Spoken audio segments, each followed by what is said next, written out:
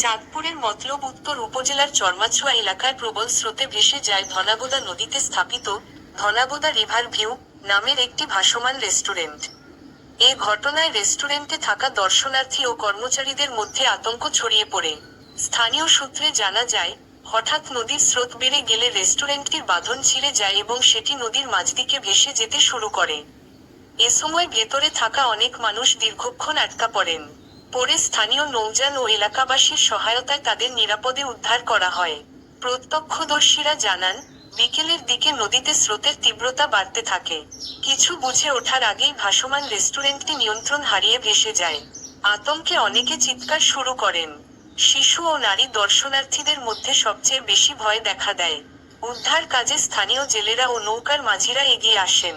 তারা ছোট ছোট নৌকা দিয়ে একে একে আটকে পড়া মানুষদের তীরে নিয়ে আসেন। তবে প্রাথমিকভাবে কোনো হতাহতের খবর পাওয়া যায়নি। স্থানীয়দের অভিযোগ, নদীতে ভাসমান স্থাপনা পরিচালনার ক্ষেত্রে নিরাপত্তা ব্যবস্থা আরও জোরদার করা প্রয়োজন ছিল। বিশেষ করে বর্ষা মৌসুমে বা স্রোত বৃদ্ধি পেলে এমন দুর্ঘটনার ঝুঁকি থেকে যায়।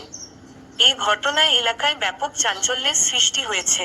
সামাজিক যোগাযোগ মাধ্যমেও ঘটনার ভিডিও ও ছবি ছড়িয়ে পড়েছে।